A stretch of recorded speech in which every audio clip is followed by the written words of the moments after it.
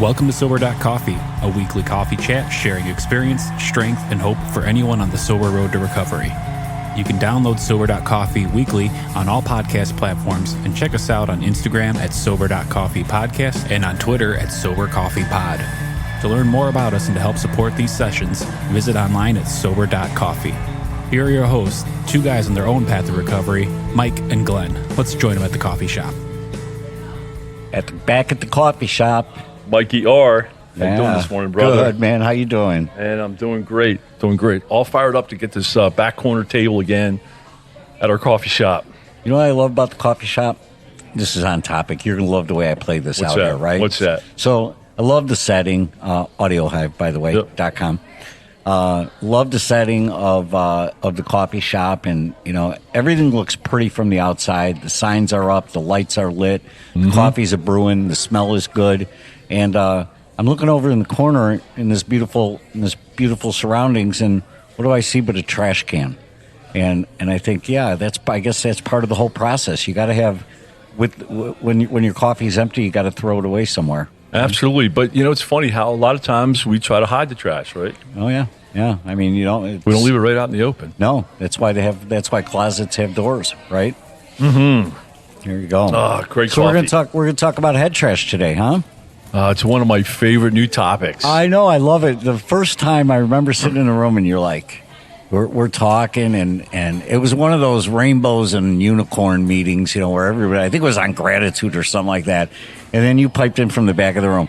Yeah, well, I'd be all good with that except for this head trash I got going on right now, and kind of stopped the room. But it stopped me to think, I do, but do I admit it? Do I admit that I have the head trash? And you called us all out, and I remember that meeting. That was great, and you've done it subsequently, so it's good stuff. I like it. Yeah, it's funny.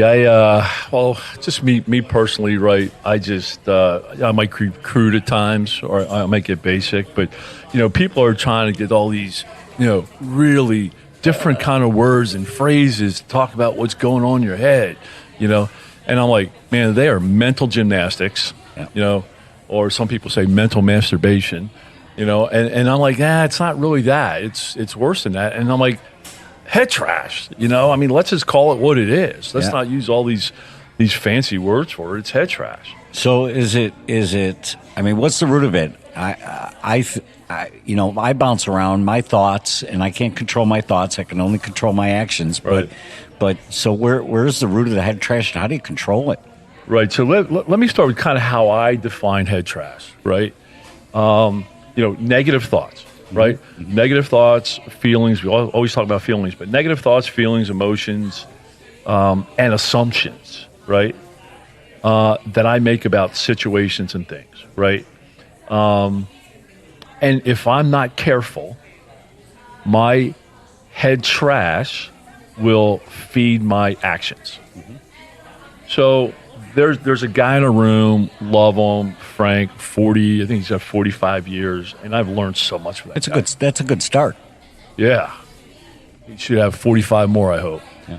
But I've learned so much from him, and he's one of his favorite lines is, you can't control your thoughts, you can control your actions. Mm-hmm. And for years, I'm like, dude, you're right on, I get it. And I'm not looking to correct that. I'm just looking to expand on that, saying, okay, maybe I can't control my thoughts because I have quite a thought generator at times. But, I learned early on when Macintosh was, around in the early 80s, I learned through computer science a term called garbage in, garbage out. I remember that.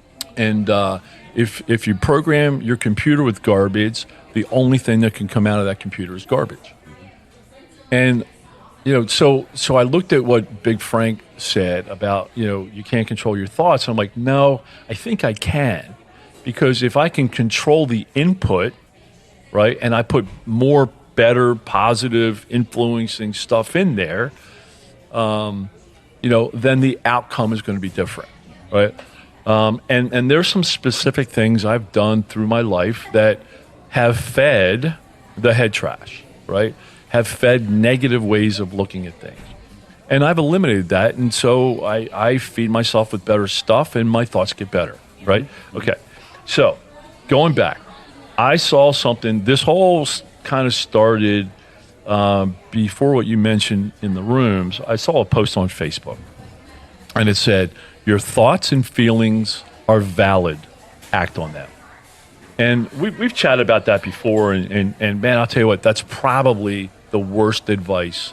That's how I lived my life for 50 years, and that's what got me to where I was. If I felt off, I would drink to eliminate it. If I felt lonely, I would go to a bar and drink to eliminate it. Thinking and thoughts, I would act on them, even though it wasn't the right thing to do or the right way to act, or it wasn't even a valid thought. It wasn't even a concrete thought. It was just a fleeting thought, and I'm like, and I attached onto it, right?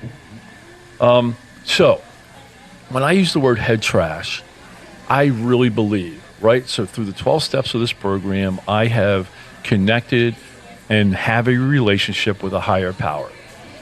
I really believe if there's a higher power, there's a lower power. Call it whatever you want. But I think I feel a lower power out there that is pulling me in different directions. Let's just say swimming upstream, right? Sometimes.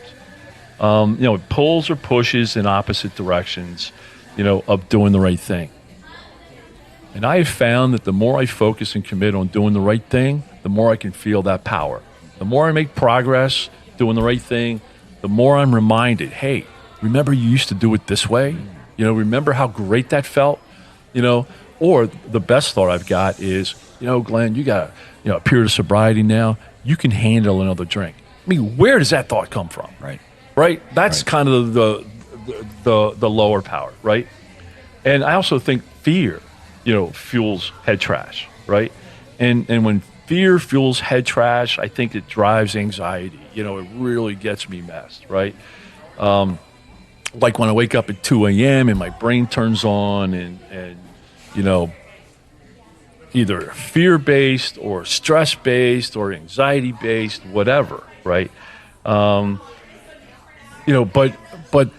I have learned to start to work through that, and one of the things is constant reminder is 80% or more. I don't have a scientific equation, but a lot of that head trash, where I think it doesn't even come true. Right.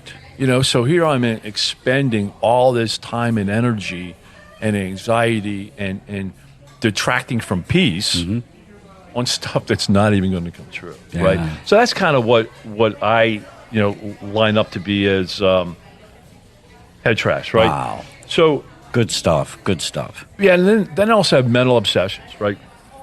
In fact, I've been laughing about this recently, but in my life, I have never gone up to a tree and licked the trunk.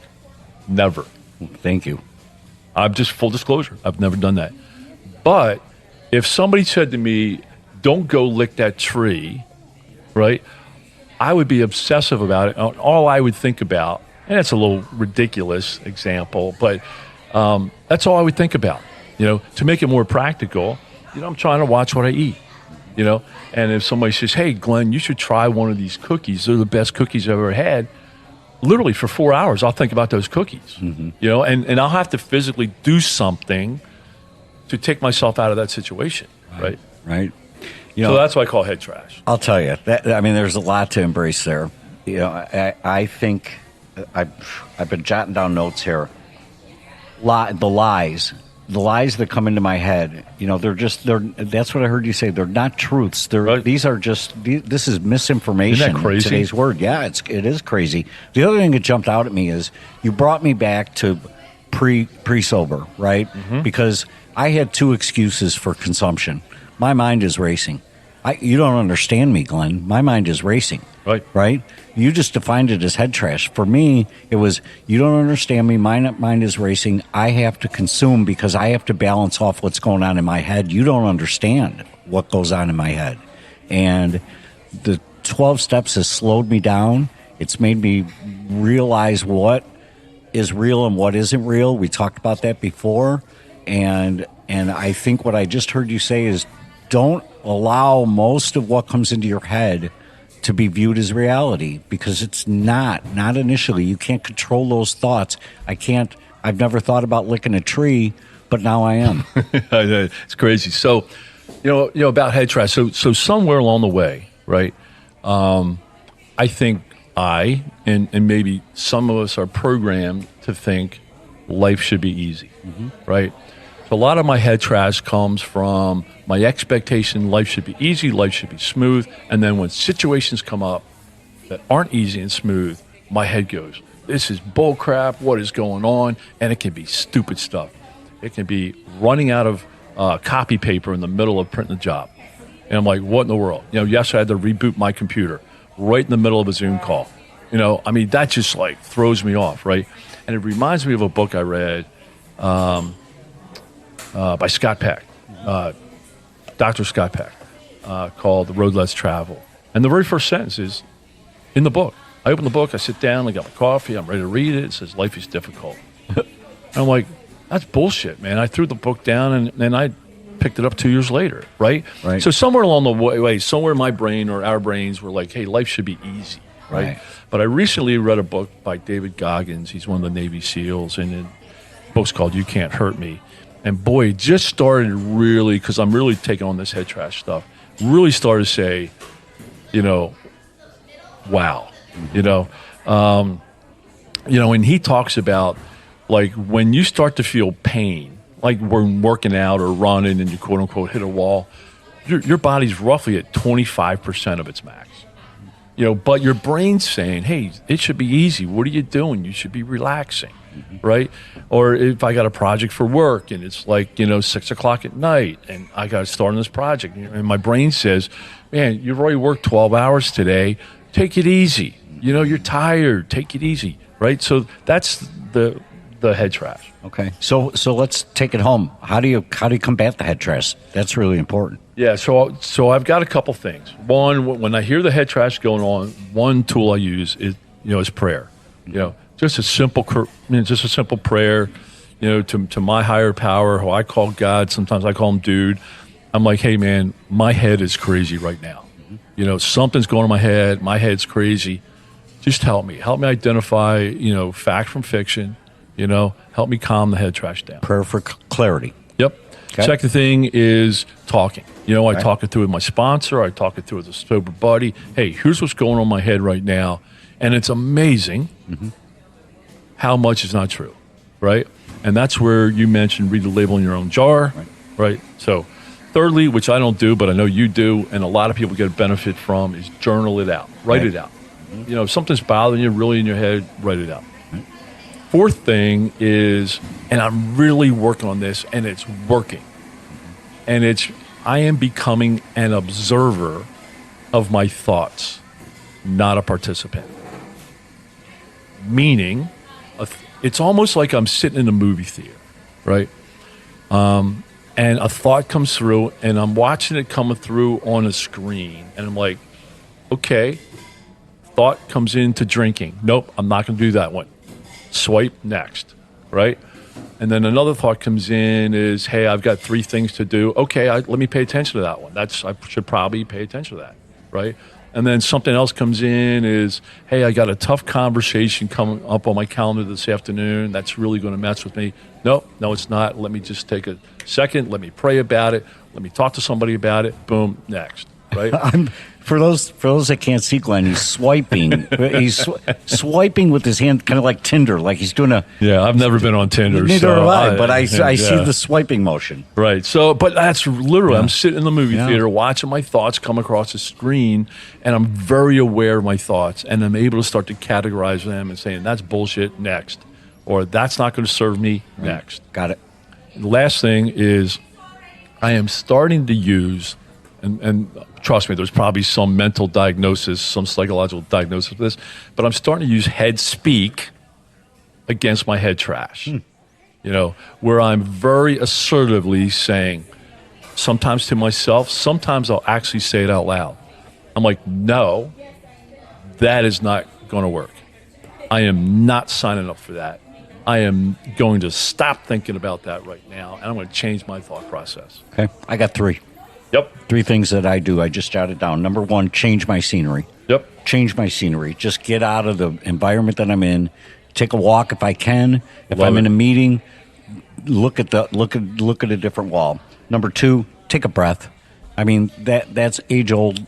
Take a breath. Yeah, but they say that's so. I'm not really good at it. I don't like I doing know. it, but they say it's amazing. Take a breath, man. Take a breath. And then if you can, pick up the phone. You said talk to somebody. I agree. Pick up the phone and talk to somebody. Better yet, pick up the phone and help somebody. Man, I love it. I feel like we're kind of rushed during this. Yeah, we might have to do a part 2. Well, I just think. I mean, it's not rushed, but I just feel like. I mean, maybe it's all the espressos, but I just think. I don't know. It's a very important topic to me, and I'm kind of hyped up about it. Because it's something that I'm really in real time, trying to tackle, and I'm listening to stuff on it. I'm reading stuff about it, and I just realized, anti-Facebook post. I don't have those thoughts and feelings aren't always valid. No, right. Most of the time, they're not, and I don't have to act on them. I can act differently today. Great stuff, Glenn. Great It's trash. stuff. It's time Yeah. to pull up the dumpster, take out the trash. I love it. All Thanks, right, man. brother. Hey, it's always good catching coffee with you, man. Indeed. Thanks, man. Love you, man. See ya. Bye-bye. Thanks for joining us for today's coffee chat. To contact the show, email us at podcast@Sober.Coffee. If you need immediate help, the AA hotline is 800-839-1686. The National Suicide Prevention Hotline is 800-273-8255. Remember, Mike and Glenn are sharing their own journey on the path to recovery. Any suggestions, medical or otherwise, are their own experiences and should not be viewed as professional advice. See you next week, and remember, there is a solution. Stay safe in the city of Chicago. Beautiful city.